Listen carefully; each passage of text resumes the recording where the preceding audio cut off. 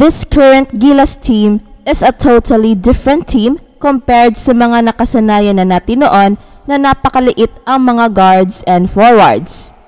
Gone were the days na ang ating mga point guards ay below 6 feet. Great point guards like Hector Calma, Johnny Abarientos, Olsen Rosella, Jimmy Alapag, Jason Castro, and Mark Barroca are all below 6 feet. Sila ang ating mga lead point guards since the time of Ron Jacobs until last FIBA World Cup. But all are bound to change dahil ngayon ang ating lead point guard ay isa ng legit 6'1" player, ang reigning PBA MVP na si Scottie Thompson. He is not the Gilas point guard prototype. Ibang-iba ang laro ni Scottie Thompson at hindi pa nakakita ang mga makakalaban natin ng katulad ni Scottie Thompson who can dominate the game with his smart plays, defense, and rebounding. At siguradong gugulatin ni Scottie Thompson ang mundo. Much more ang ating center spot. Kakaibang frontline na ngayon ang matutunghayan ng buong mundo dahil kung noon, kilala ang Gilas Pilipinas bilang mga maliliit na players pero hindi na ngayon. This is also the first time na merong legit 7'3" player ang Gilas sa katauhan ni Kai Sotto. And backed up by 6'10" and only 6-time PBA MVP na si Junmar Fajardo and AJ Edu na isa ring 6'10" player. Nandyan na rin ang 6'9" veteran na si Japeth Aguilar to form a very tall and very skilled frontline.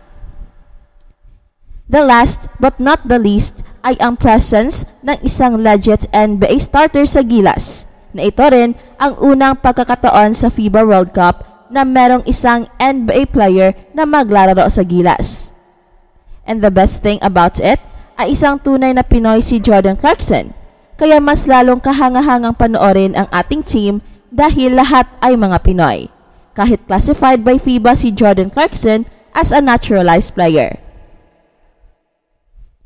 Dahil sa tatlong rason na ito, ay siguradong mas malakas ngayon ang ating team at meron na tayong world class pagdating sa height, sa skills at sa talent. Kaya hindi imposible ang target ng SBP na 2 panalo para sa Gilas. At ang unang makakatikim sa bangis ng Gilas ay ang Karl Anthony Towns-led Dominican Republic. With the crowd on our side, ay siguradong gugulatin ni Kai Sotto, Jordan Clarkson, and Scottie Thompson ang Dominican Republic. Samantala, paano makakapasok ang Spain sa knockout phase ng World Cup sa Manila? Ano ang dapat gawin ng defending champion na Spain para makapasok sa quarterfinals ng World Cup na gaganapin sa Manila? Ang Spain ay world number 1 and the defending FIBA Basketball World Cup champions. Pero wala ang serbisyo ni Ricky Rubio matapos niyang nagdesisyong hindi maglalaro, habang nagretiro na rin si Marc Gasol mula sa international game matapos ang 2020 Tokyo Olympics.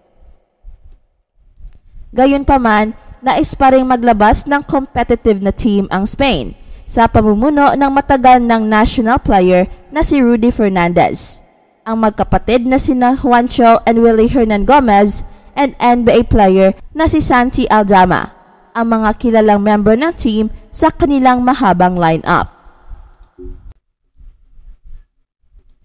Hindi maglalaro ang Spain sa Manila sa simula ng torneo dahil sila ay nasa Group G na maglalaro sa Jakarta during the group stage.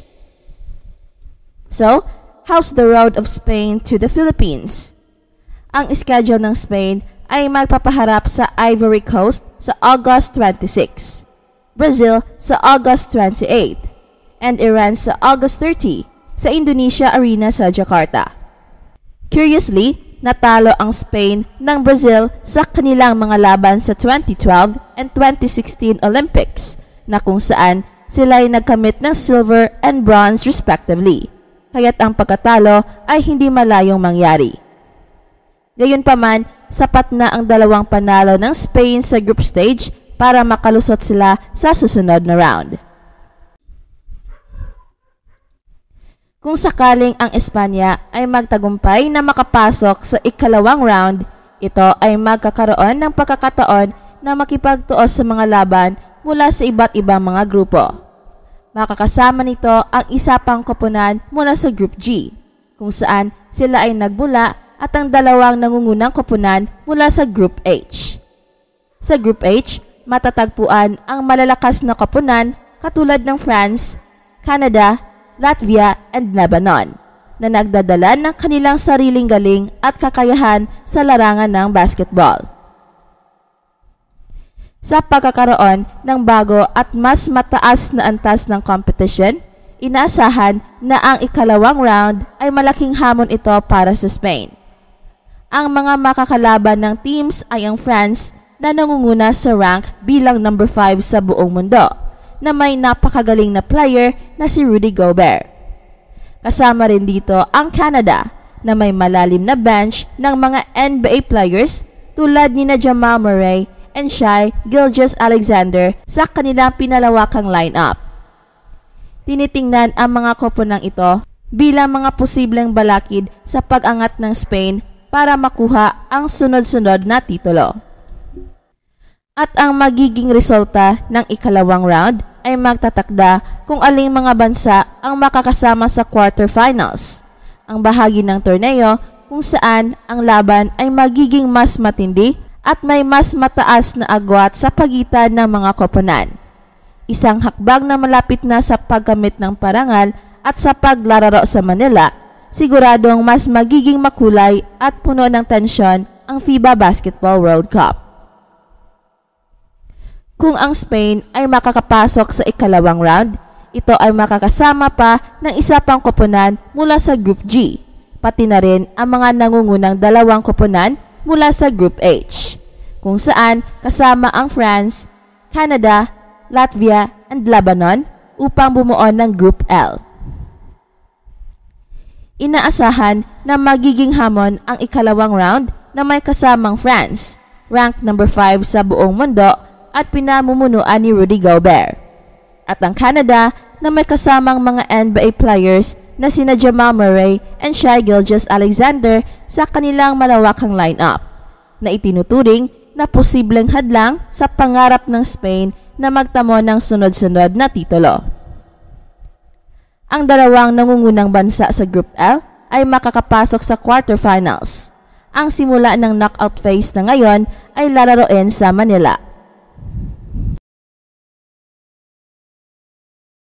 That's it for now, guys. Pero bago kami magtatapos, ay huwag kalimutan na huwag magpahuli sa mga pinakabago mga kwento at balita ng kasiyahan at tagumpay. Bahala na ang mga marites dyan. Basta kami ay handang maghatid ng tunay na inspirasyon sa mundo ng sports.